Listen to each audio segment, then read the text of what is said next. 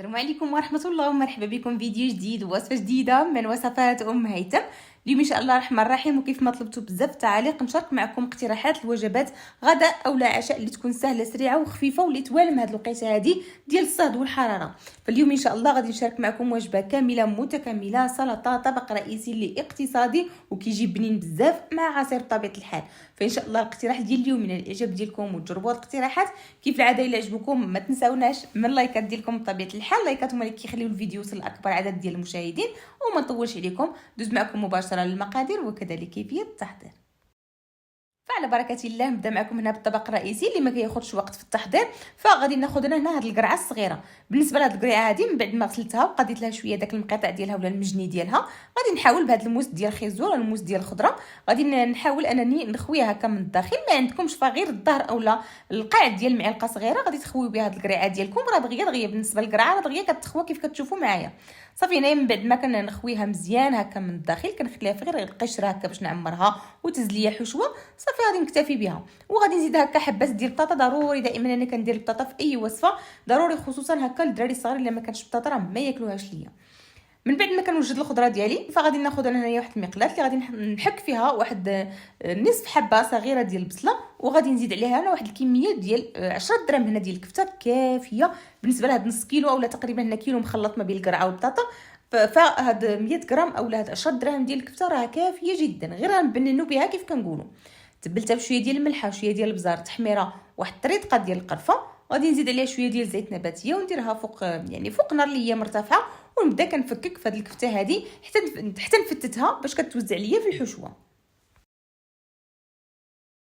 فانا كيف شفتوا معايا كنبقى مع هاد الكفته على نار اللي هي مرتفعه حتى كتفتت بهذا الشكل هذا. نفرتتها مزيان. هنا عندي 100 غرام ديال الرز اللي مسلوق نصف سلقه، يعني ماشي مسلوق 100% نصف سلقه غير باش ما ياخذ ليا وقت في الطياب. صافي من بعد ما سلقتو نصف سلقه وهكا وصفيتو كنزيدو على ديك الكفته وكنبدا كنقلب فيها مزيان نشحر. كتذوقوا بطبيعه الحال الا لقيتوها ناقصه من الملحه فكتزيدوا. هاد الحشوه هذه كتكون شي شويه مالحه ماشي مالحه اكثر من القياس، يعني الملوحه العاديه اللي كتاكلوا غادي تزيدوا عليها واحد القبيصه هكا غير صغيره باش حتى ديك الخضره من الداخل كتملح وكتجي بنينه.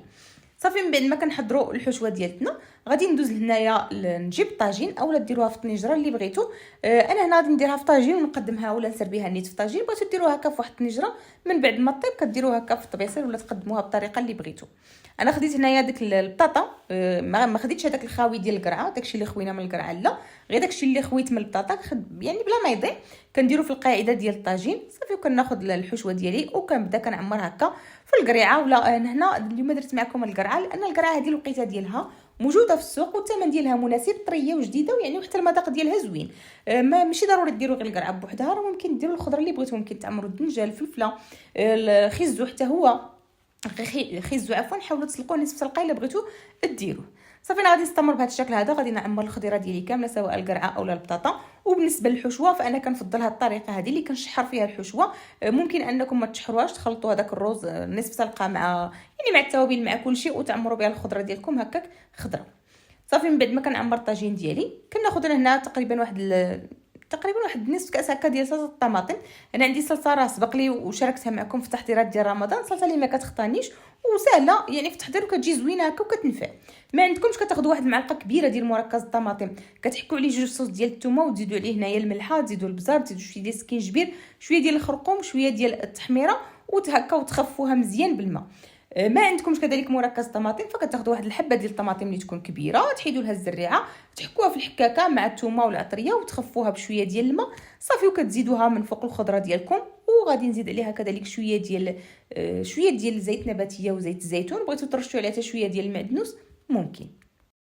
هنا غادي نغطي عليها ونديرها من الاول على النار اللي هي مهيله ونخليها طيب على خاطرها.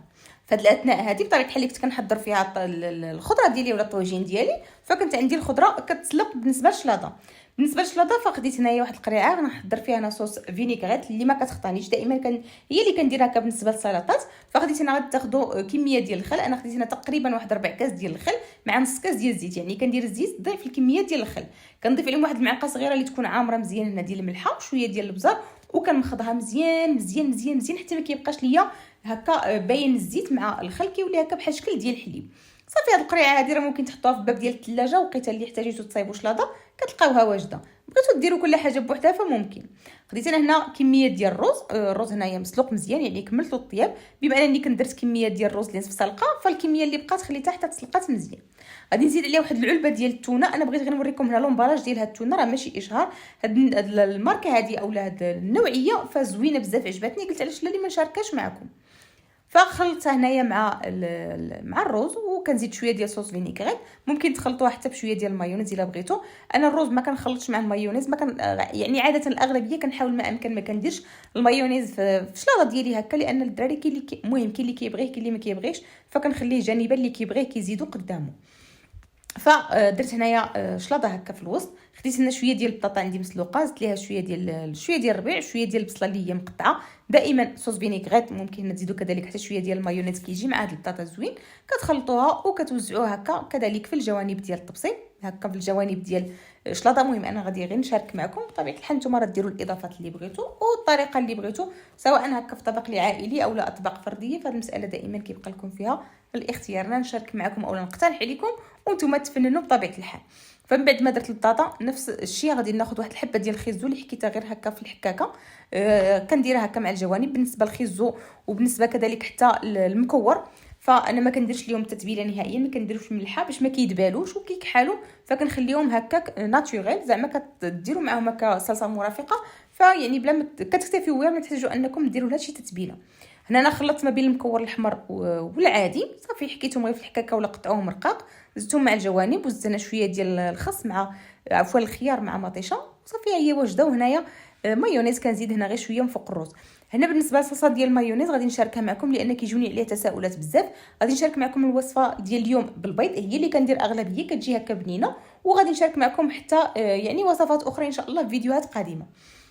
بالنسبه هنايا للمايونيز فغادي حبه ديال البيض، زدت ليه شويه ديال الملحه وشويه ديال البزار، واحد المعلقه هكا كبيره ديال الخل، وكنزيد مبدئيا شويه ديال زيت نباتيه، وكنميكسي هكا مزيان وعاد كنبقى كنزيد الزيت. هنا بطبيعه الحال عندكم بغا ميكسو خدموا به، ما عندكمش فكديروا كلشي في الخلاط الكهربائي ديالكم، ونفس الطريقه كتبقاو تطحنوا في الاول شويه، ومن بعد كتزيدوا الزيت بالتدريج هكا بشويه بشويه. بالنسبه للقوام ديال المايونيز فانتم اللي كتحكموا فيه، الكميه ديال الزيت اللي كتضيفوا هي اللي يعني كتعطيك لكم عفوا الفرق في القوام ديال المايونيز. بالنسبه لي انا فكنخليه هكا واحد شويه خفيف، لانه فاش كيزيد يبرد كيزيد يتقل المايونيز وكيزيد يعقد. فبالنسبه لي هذا القوام كيجيني انا مناسب. بالنسبه للسلطات بغيتو يزيد يعقد اكثر من هكا فكتبقاو تزيدوا الزيت حتى كيولي لكم بالقوام اللي كتبغيوه نتوما.